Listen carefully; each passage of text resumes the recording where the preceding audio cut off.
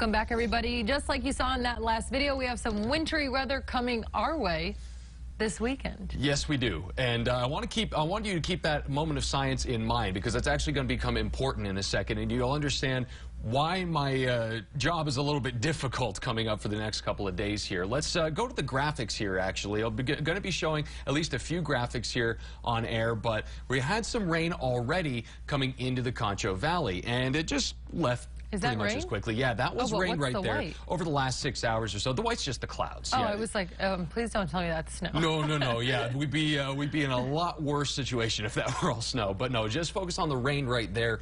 That was in the eastern Concho Valley earlier today, and great. Not really much of a concern. We certainly need a little more. We had a record October and 0.03 of an inch in November. Like tale of two cities right here. It was ridiculous. So finally going to get some rain in tomorrow. I have a 100% chance, and I almost never do 100%. That. Yeah, I know. Knock on wood, knock on the table right in front of us here. But I want to show you something important here, because the models have been all over the place on this. I'm trying to blend that with conventional wisdom and the fact that we live in the Concho Valley, and sometimes we have a bubble. Yes, and sometimes it doesn't have the courtesy to snow here so much as ice.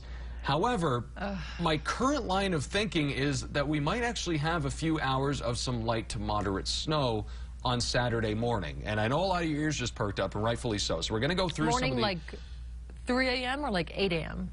Possibly closer to 8 a.m. Okay. Yeah, maybe even in the daylight. Just earlier on, you know, we will be getting a clearing trend through the day there. But again, we're going to show you that in the future cast as well. So this first part of it is just going to go through really quickly. It just really ramps up that rain. For Friday, it's already going to be coming in later tonight as well. But tomorrow in particular, tomorrow night, is when that's really going to start ramping up in earnest here. You notice on this one model, again, it sort of flip-flops for the location. But long story short, we're getting rain, folks, and even as I put this on through... That looks very promising. Yes, that looks promising. And notice we kind of clear out a little bit, and I'll show you a zoomed-out view in a second here, but notice off towards the upper left-hand side of your screen there, towards Midland and Big Spring, that is your line, the green... That tiny little pink line, if you can tell that, almost paralleling I-20 there between Midland and Big Spring. That is your ice line, or your freezing line there. So that's your difference between the rain, the snow.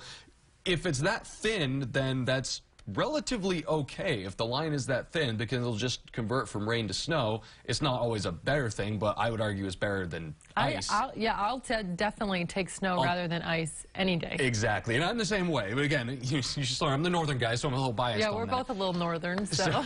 And notice that is at 5 in the morning, so you're starting to get these temperatures down. For San Angelo, that morning, for Saturday morning, I have 33 degrees. That is getting awfully close. And what's our high for the day? High for the day is about 43, 44, I looked at. So not much warmer. Right, not much warmer. It's still going to be kind of miserable, but we are going to be above freezing then, so it's just going to be a cold rain. It's not as much of a concern, and it kind of moves off. So, putting this back into motion here, even though we're kind of in that drier area, as this system starts wrapping around from the north, all that colder air starts to filter in. So you notice, towards daybreak, Sterling City, Robert Lee might be getting a little bit of this, and this is one of the models that has us drying out a little earlier than I actually think we're going to. So realistically, I think San Angelo, and you even notice that they're over towards Mertzen. Again, it's preliminary, but you have this colder air filtering in. I think it is a possibility that we have some snow here in the Concho Valley coming into Saturday morning. I'm going to show you one more model here. It's great that the kids will be home to enjoy it if we get them. I know, I was just thinking that, and I've been trying to call up with the ISDs and all that. We have a new little school closing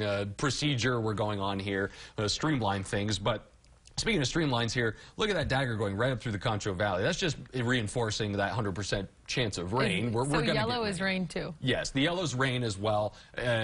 Even though I accidentally left the satellite on there, look at that dry slot that just kind of extends from San Angelo almost up to DFW, where you just don't see anything. That's going to be the deal breaker there, whether the dry air comes in before the actual precip leaves. And it's the dry air being the colder air that would reinforce this, enhance this. So I hate to say it's all up in the air, especially as a meteorologist, because my job's always up in the air.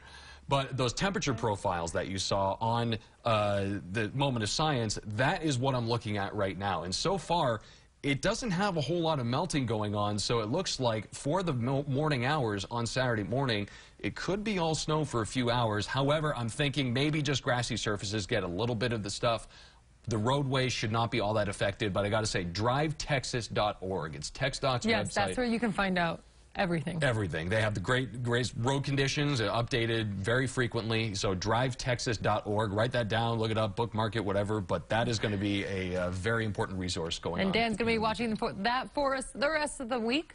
And Kara will take it over through the weekend. So stay tuned for 5, 6, and 10. I'll be right back.